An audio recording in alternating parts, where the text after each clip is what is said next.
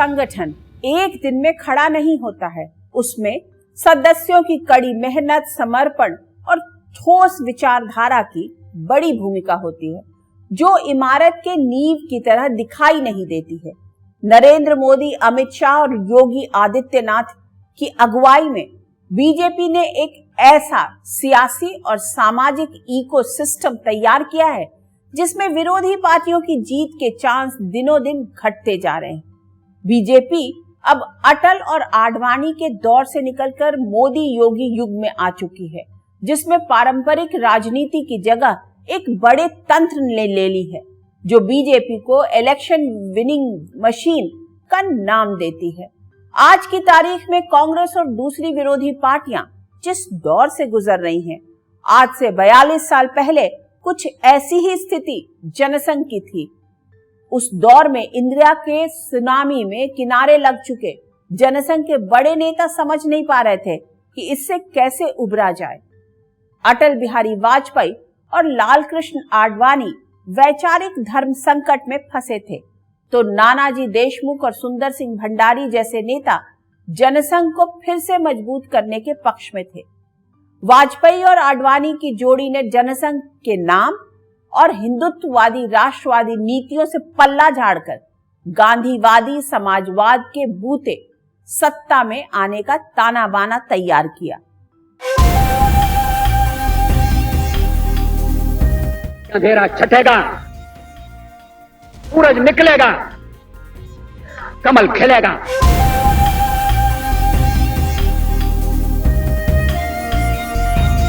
6 अप्रैल 1980 को 10 सदस्यों के साथ बीजेपी की नींव रखी गई।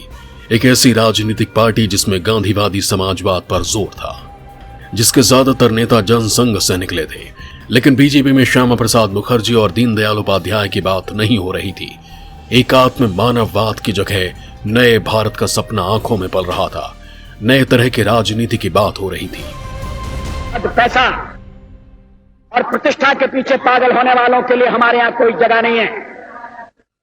जिनमें आत्मसम्मान का अभाव हो, वो दिल्ली में जाकर, दिल्ली के दरबार में जाकर मुजरे झाड़ें। हम तो एक हाथ में भारत का संविधान और दूसरे में समता का निशान लेकर मैदान में कूदेंगे और जूझेंगे। इस पार्टी का मकसद सुदृढ़, सशक्त, समृद्ध, समर्थ और स्वावलंबी भारत का निर्माण बताया गया, जिसमें संगठन, संघर्ष और संरचना पर जोर दिया गया। वाजपेयी की अगुवाई में बीजेपी कांग्रेस का विकल्प बनने की कोशिश करने लगी। ये वो दौर था जब इंदिरा गांधी बहुत मजबूत थी। राष्ट्रीय स्वयंसेवक संघ इस दौर में कमजोर हो चुका था।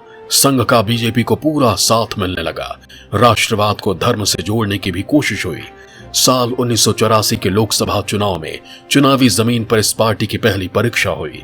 बीजेपी को लोकसभा में सिर्फ 2 सीटों पर कामयाबी मिली। बीजेपी नेताओं के समझ में एक बात आ गई कि सत्ता में पहुंचने के लिए कुछ नया और कुछ अलग करना होगा। कांग्रेस की राह से अलग, लोहियावादी सोच से अलग लकीर खींचनी होगी। तब भारत की राजनीति में हिंदुत्व नया आकार ले रहा था। उस पर बारीकी से सियासी मुलम्मा चढ़ाने का काम शुरू हुआ 1986 के बाद, जब बीजेपी अध्यक्ष की कुर्सी पर बैठे आडवाणी। उन्होंने हिंदुस्तान की राजनीतिक प्रयोगशाला में हिंदुत्व और राष्ट्रवाद के केमिकल को डालना शुरू कर दिया। 5 साल बाद बीजेपी 2 सीटों से लोकसभा में 85 पर पहुंच गई। तब देश में मंडल की आंधी चल रही थी। लोहियावादी स्कूल से निकले नेता जहां जात पात के नाम पर राजनीतिक जमीन बनाने में लगे थे, तब बीजेपी ने अलग और नई राह पकड़ी। बीजेपी को सत्ता में लाने के लिए आडवाणी सोमनाथ से अयोध्या के लिए राम रथ पर सवार हो गए। ये जो अंधभक्ति है हिंदुस्तान के नागरिक की, उसके कारण एक चमत्कारी समर्थन इस रथ यात्रा को मिला, और यह जो चमत्कार है वो राम के नाम का है। आडवाणी का रथ जहां जहां गया, बीजेपी के पक्ष में आंधी चलने लगी। लेकिन आडवाणी के रथ को बिहार के समस्तीपुर में लालू प्रसाद यादव ने रोक लिया। तब तक देश का बड़ा हिस्सा बीजेपी के रंग में रंग चुका था। हिंदुत्व का ऐसा ज्वार पैदा हुआ कि कार सेवकों ने 6 दिसंबर 1992 को अयोध्या में बाबरी ढांचे को ध्वस्त कर दिया। इसके बाद देश की राजनीति सेकुलर और कम्युनल खांचे में बट गई।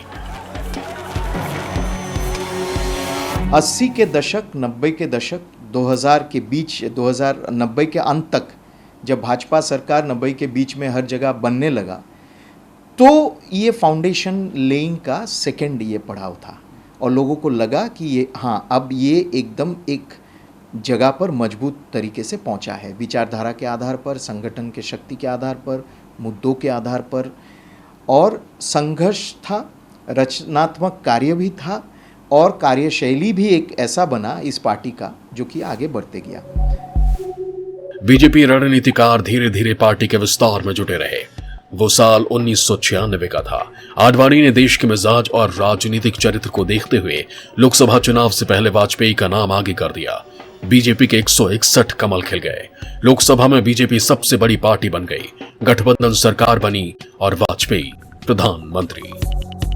लेकिन 13 दिनों में ही वाजपेयी सरकार गिर गई।